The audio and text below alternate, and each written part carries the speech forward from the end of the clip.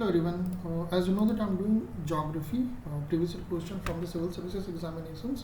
देखिए आज से मैं year wise as well as topic wise दोनों को डील करूँगा. ठीक है, तो चूँकि मैं टॉपिक वाइज डील कर रहा हूँ तो एक से ज़्यादा ईयर के भी क्वेश्चंस को मैं ले सकता हूँ. ठीक है, तो आज के वीडियो में I am starting physical geography.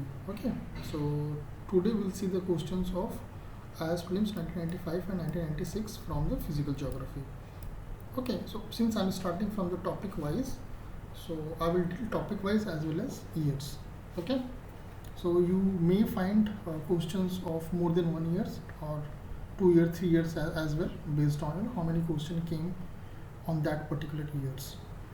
Okay, so let's see this physical geography question from the 1995 and 1996 prelims.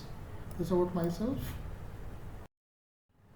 Okay, so first question is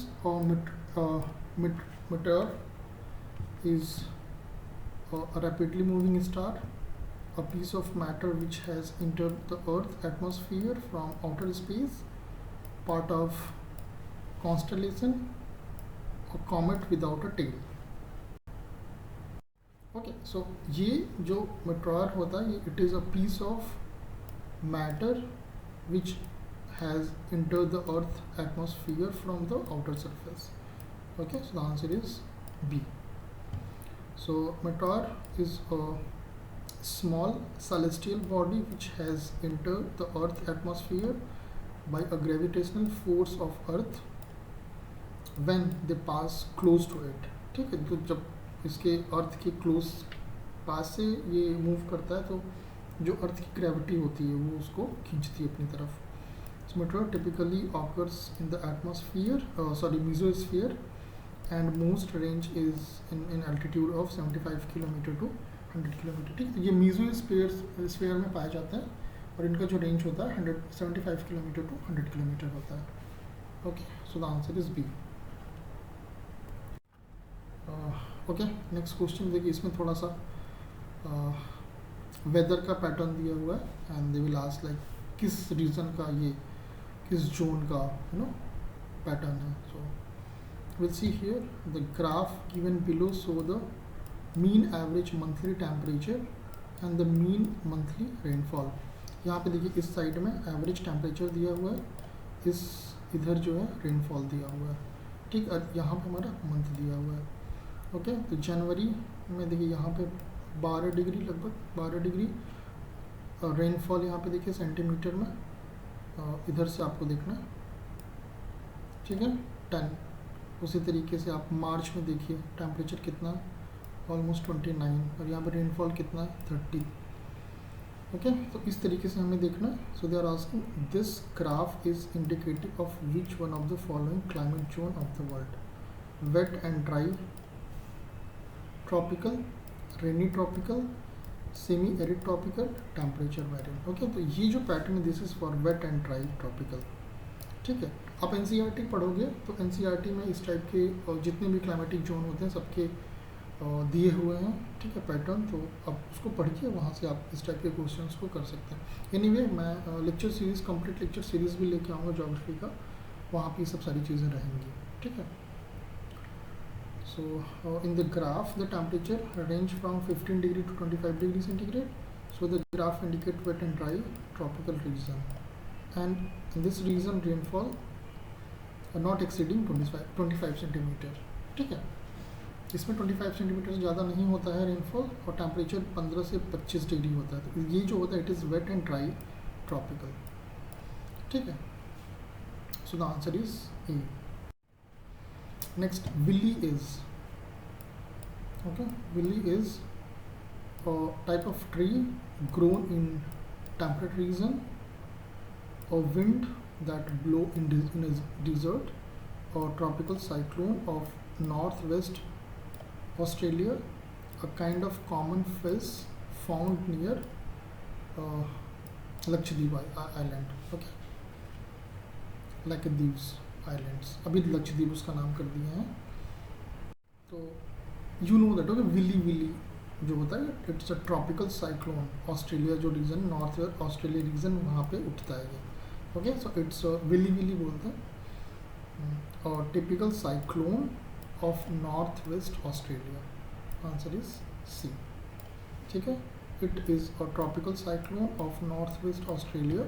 Willy Willy originate in the Timor Sea and causes rainfall in different part of Australia. ठीक है, तो Timor सी में ये उठता है और ये Australia के डिफरेंट पार्ट में रेनफॉल देता है. So it's a willy willy. Next, which one of the following layers of the atmosphere is responsible for the deflection of radio wave? I think you can answer this question very easily. Troposphere, stratosphere, mesosphere, ionosphere. Okay, तो आपको पता है कि जो हमारा ionosphere है, इस यहाँ पर रेडियो वेव आराम से हम लोग भेज सकते हैं. यहाँ पे ना चार्ज पार्टिकल्स होते हैं, तो वो they are helping actually the radio waves to send back to the earth. Okay, so ionosphere is the top layer of the atmosphere.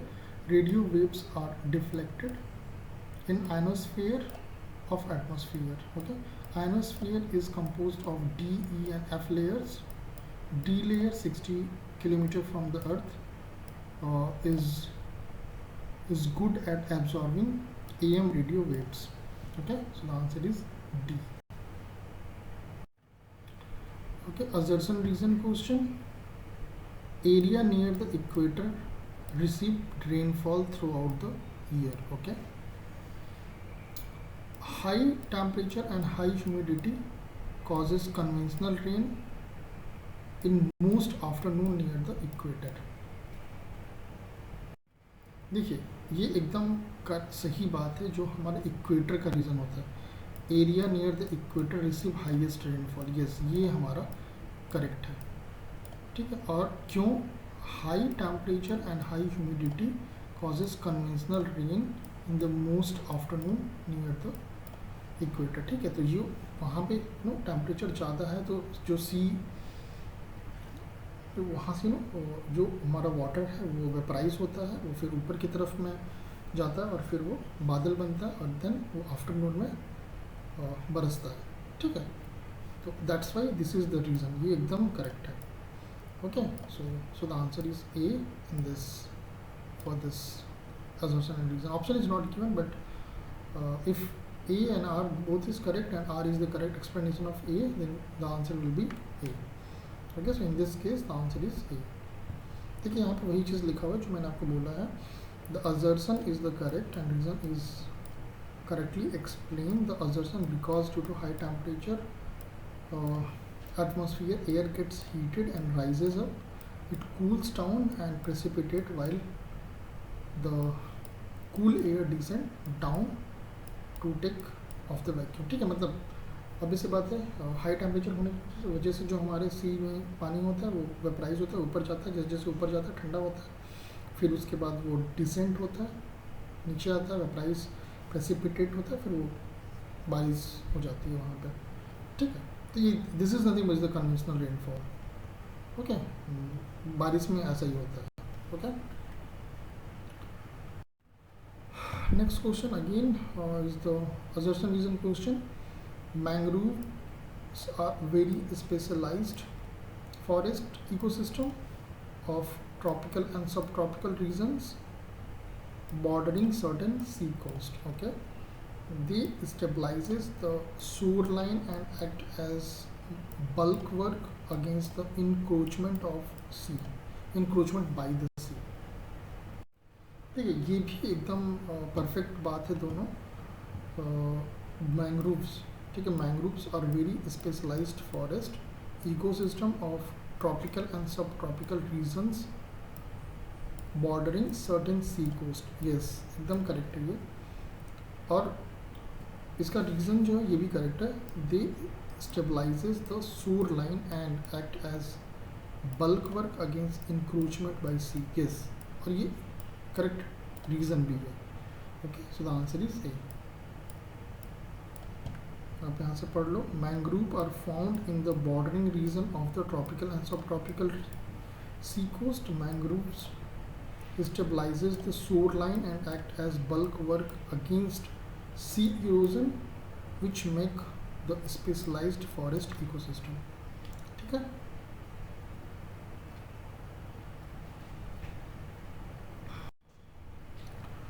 I think next question and last question for this video. Diamond ring is a phenomenon observed at start of total solar eclipse, at the end of total solar eclipse, only along the peripheral region of the total trials, only in the central region of the totality trial. देखिए जो हमारा diamond ring is the phenomena observed in only along the peripheral region of the totality trial. Okay, answer is C.